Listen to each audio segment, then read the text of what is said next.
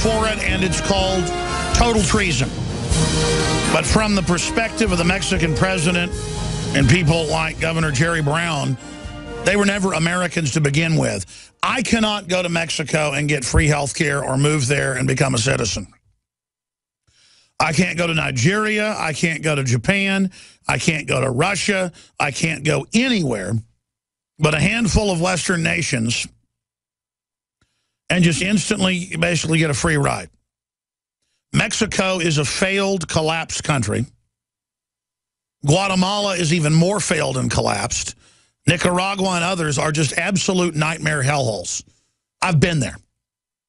I recommend you go there. California is scary now in Southern California with the cracked streets and the smog and just the masses of people shuffling around aimlessly, homeless people everywhere. Then you go to Central and Northern California. It's beautiful. It's a wonderful state. Places like Santa Cruz, where we're on the radio, it is so picturesque, it makes your head spin. But you are seeing political treason right now. If they can bring in, California's 38+ million people, that's the official new number, another 10 million, whatever, you've got an economic and political voting bloc that can do whatever they want. And they're moving to totally ban guns in California. They are moving to have forced inoculations, which have already begun, only state doing it. They are moving to claim that parental consent ends at 12, that the state can tell your kids what to do. Your child isn't an adult at 12. The state takes your child at 12. This is all happening in California, and then they're using the same political model to then flood surrounding states with a political bloc that will vote how they're told. Because they've branded, quote, Hispanic victory to leftist globalist policies.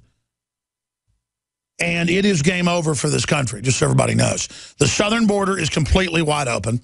We are now 8 months into it being totally open, 6 months into the Border Patrol going public about it, and it's not even in the news anymore. Felons are released, 30,000+ a month, who have aggravated felonies, carjackings, assaults, child molestation.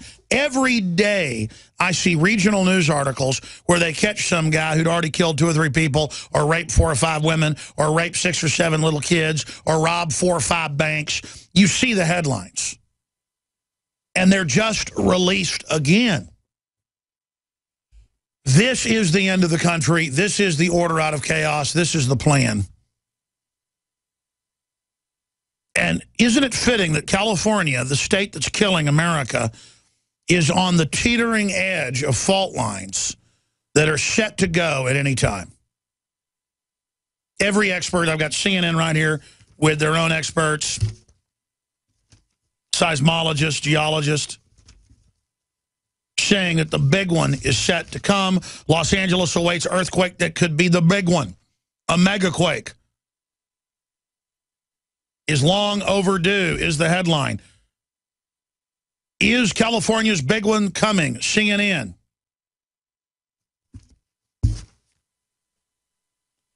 And what is Obama worried about? Obama looks at introducing transgendered troops. Washington Examiner. Regardless of what you think about transgendered people, this is just a political joke. Oh, we'll pay for your $50,000 sex change in most states, but we'll take an old lady's house if she doesn't pay income taxes.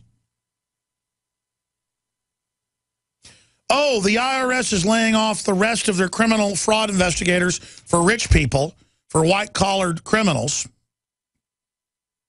But audits of blue-collar workers are up. Oh, lemonade stands are illegal. Neighbors calls cops on boy's lemonade stand. Boy's entrepreneurial spirit angered at least one neighbor. Tampa Bay Times. See, you want to blame the police for all this? Here's a headline. Americans have little confidence or trust in police, survey shows. Because they're, quote, increasingly militarized. Yeah. Who militarized them? Who opened the borders? Who shipped in the drugs? Who destabilized the country? I love how Congress will come out and criticize the TSA. Who funded and created the TSA? Who could defund them? Who could change their policies in a day? Congress. But they act like, with their 6% approval rating, that, oh, it's the TSA. Oh, it's the cops. Yeah, it's the compartmentalized cops who they've been transforming into a thug army without complete success. See, if we attack the police, I figured this out about 5 years ago, how I was playing into the plan. If we get mad at the armored vehicles and the checkpoints and the violations of our rights and just blame them, the globalists win. You know why? Because that's meant to gang mentality, put them into their own thin black ski mask line, thin blue line, and be a self-fulfilling prophecy. As society collapses, they'll circle the wagons and a civil war will erupt. Who federalized the police? Who gave them the training? Who put the population on welfare? Who shipped the jobs overseas? Who dumbed the education down? The globalists, the New World Order, the people on top, not the police.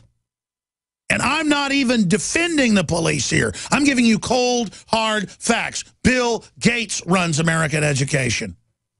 Warren Buffett, George Soros, who funds billions every decade for abortion? Who funds billions for gun control every decade? These people.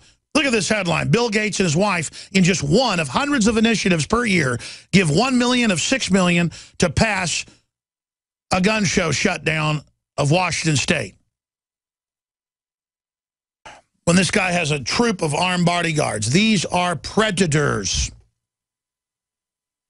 And now they want a bunch of desperate, starving people from collapsed third world countries to come in and to be given driver's license and voter IDs and be allowed to go out and vote. And then the illegals, until that happens, they're allowed to fly without driver's license. That was confirmed by the TSA last week. The document was made public via FOIA, what we already witnessed for a year and said. And why is that important? Because now the feds are announcing you've got to have a federally approved ID card, a national ID card, by 2016, or you won't be allowed to fly. If West Virginia and other states pass laws saying we're not going to have biometric systems, it's already verified and checked, the feds just give the illegals the cards, then you can't fly. So citizens can't fly, but the illegals can, and they have the nerve to have Governor Jerry Brown to all Mexicans, to illegals, come here. Governor Brown to Mexican illegals, you're all welcome. You're all our children, even though 70% are teens or children. Mexican president calls for immigration reform, but I can't come to your country. I can't come to Pretty Boy's country. I can't come to Nito's country. Is that how you pronounce it? Pene Nito. I'm pronouncing it wrong.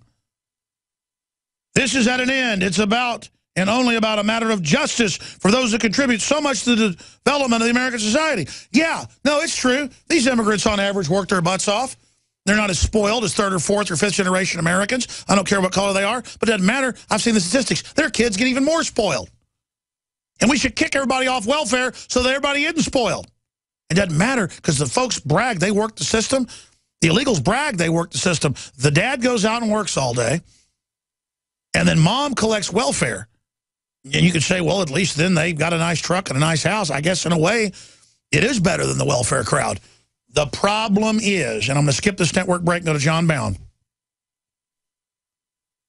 is they vote, Pew Research, 92% of the time for everything the globalists want. Open borders, gun control, an end to private property, forced inoculation, abortion, which isn't even Latin American culture, the good parts of it. They've been pro-life, pro-family, a lot of common sense stuff. Man, you're going to take the corrupt Latin American culture and merge it with the eugenics culture? You're going to take the corrupt parts of it? Man, this is a nightmare. This country will be a living hellhole. But let's set all that aside. No other country's opened its border up like this. This is lawlessness. The feds are getting away with literal felonies, smuggling of humans. As the heads of the Border Patrol have said, the Border Patrol completes the smuggling process. But you or I regardless of what color we are, when we got the insurance, got the driver's license, pay all the taxes, play by the rules, we are thrown into the system because we're known as chumps. Warren Buffett doesn't pay taxes. He wants you to pay more. Warren Buffett pays to move Burger King to Canada, but talks about buying in America. It's all a sick joke. Now, joining us from California, ahead of Larry Elder, we're skipping this network break, is John Bound reporting from Napa to give us his breakdown on what he's witnessed since he's been there. And we've got a lot more coming up in the next few days. They're going to Bohemian Grove. They're going to check out the Rothschild area. She just died last Saturday, the day before the earthquake. One of the heads of the Rothschild dynasty who openly wore devil necklaces and Baphomet necklaces and the rest of it. It's just important to do a focus on this family while we're out there. And then we're also going to go down to the nuclear reactor that the feds say should have been shut down, but didn't shut down, right on a major fault line. John Bound. John Bound reporting for Infowars.com. We're here in the historic Napa, California downtown district, where just earlier this morning, a 3.9 aftershock hit around 5 a.m. As you may well know, or you may not, but people need to realize that the ring of fire is exploding. It is getting worse. The cancer is growing. The doctors, if you will, the seismologists, the scientists that are out there saying, look the other way, are now saying, yes, the big one's coming. We are 150 years overdue in the Ring of Fire for a 7.0 or greater. The Ring of Fire, if you're not aware of it, extends from Patagonia all the way up to Alaska, all the way over through Asia to Australia. And Iceland is right now seeing a volcano of magnificent proportions, and we may be feeling that here in California. The people that we spoke with yesterday, these neighborhoods that have been affected, the folks that are getting together and realizing that they have to work together in order to take care of their neighborhoods and take care of each other. When you look at their streets, small town America, working class, blue collar folks dealing with the fact that they've got to help their neighbor get his house together. Then he's got to, after he's worn out, come back and fix his house. Woman was injured. The injuries are escalating around here. They weren't just 100, what was it, 120 injuries? It's escalating. There are more and more people that are injured, and with the aftershocks, there may be more injuries. But we're going to head towards Berkeley later on tomorrow. We're going to also go to the Rothschilds later today and head over to Bohemian Grove and take a look at the symbolic nature of the earthquakes, if you will. We'll have a deep report on that and the history of the Rothschilds and their significance here in this part of California. The significance of these earthquakes that people need to realize is that they are growing, especially in 2014 they've grown, and with the supervolcano that we just realized is actually twice the size of what was reported in Yellowstone, could lay a 10-foot layer of ash over this entire country. It completely destroy, knock off California and send that into the ocean. Of course, we've always joked about California going to the ocean, but people need to realize that that may be coming very soon. It is undoubtedly in the cards. Doesn't mean it's going to happen. It could be another 5,000 years. But there are a lot of islands off the coast of California that have elephant skeletons on them, mastodon skeletons on them, pygmy mastodons, all sorts of other animals, where parts of California have broken off before. There's all sorts of underwater islands that are pieces of California that have been breaking off for a very long period of time. And so the point is, we're just letting people know this is happening. Here's CNN. Is California's big one coming? That was the headline last night. Los Angeles awaits earthquake that could be the big one. A megaquake in America's second most populous city is long overdue, and 50-year-old buildings could come crashing down, killing thousands. That's why we're drawing attention to this and why were nuclear reactors built on it. Hundreds of aftershocks in the last 3 days, 125 just in the North Bay as of this morning. And as you pointed out, one of them was over 3 on the Richter scale, 3.6, others above 2. Simply amazing that this is happening, but really not amazing because this is what goes on in these zones. John Bound looking at this, talking to the locals. My big concern is what's going to happen if there was an 8.0 or so to hit L.A., or hit Southern California or hit San Francisco. Undoubtedly, most of the old buildings will collapse with people in them.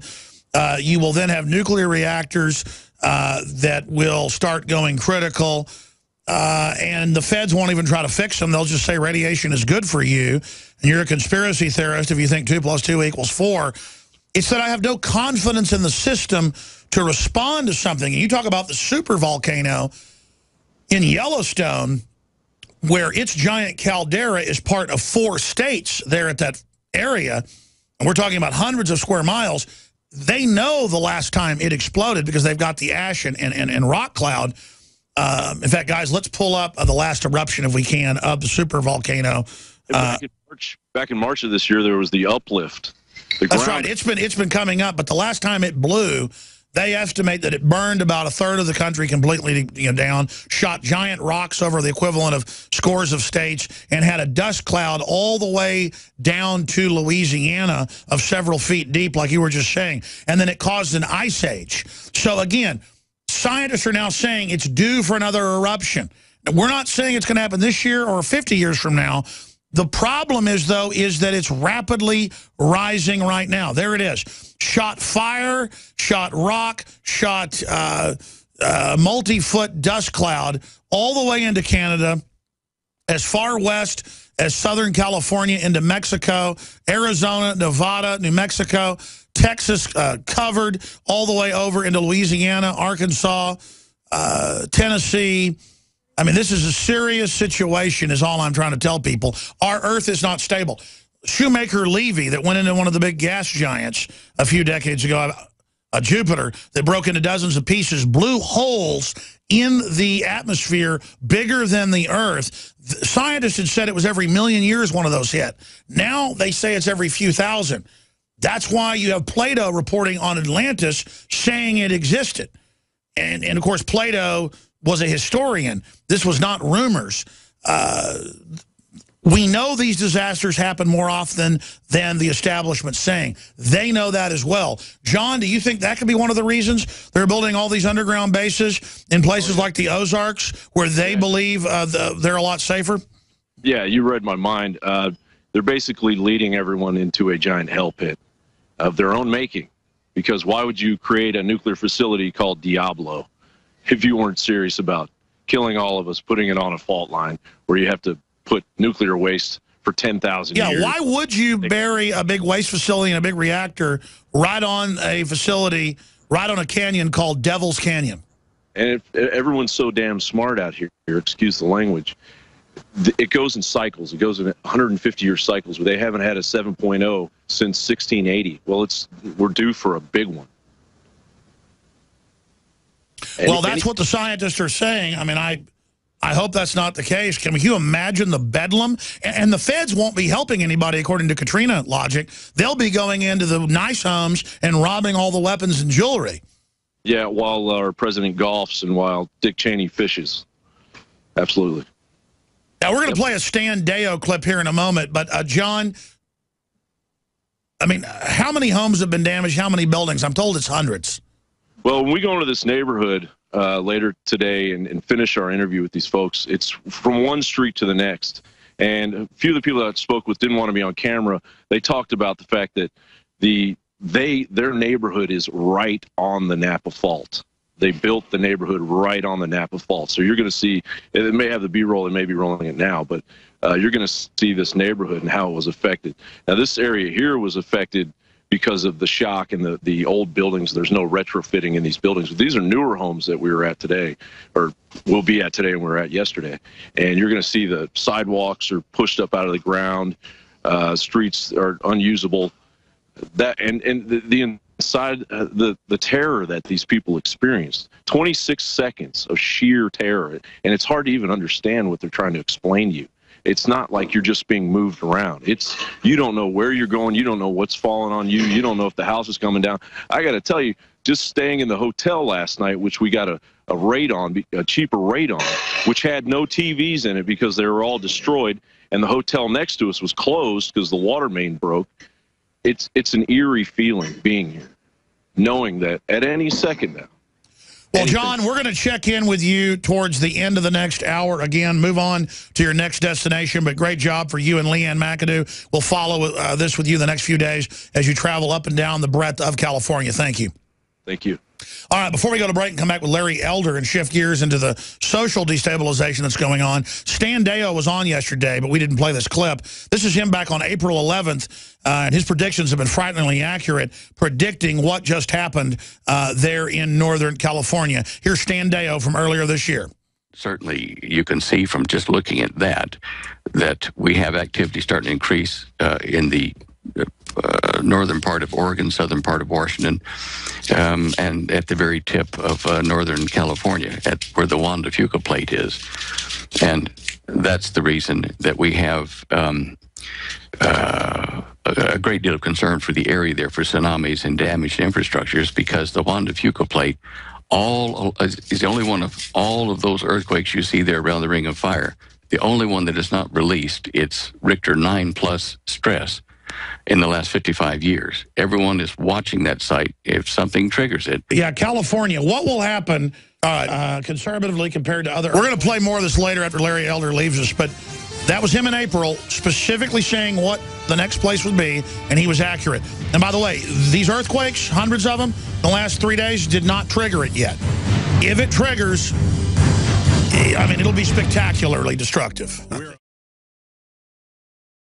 Alex Jones here with a message to fellow freedom lovers. The prognosis for the entire planetary economic system runs from bad to worse. The globalist model is to shut down societies and starve patriots out until they acquiesce to the global takeover. That's why we've assembled the most vital and important preparedness items at InfoWarsShop.com. These are items that I did research on, that I personally use. You've got the life straw, so you can turn fetid water into safe water anywhere you go. The K-Tor hand crank generator to charge up key equipment during power outages or out in the field. Strategic Relocation, 3rd edition by Joel Skousen. When Disaster Strikes by Matthew Stein. ThyroSafe, used by Homeland Security to protect yourself during any radiological event. Hand crank shortwave AM/FM radios. Everything that we've researched and found to be the best is available at InfoWarsShop.com, and your purchase makes our InfoWar possible. We're getting prepared. Are you? InfoWarsShop.com.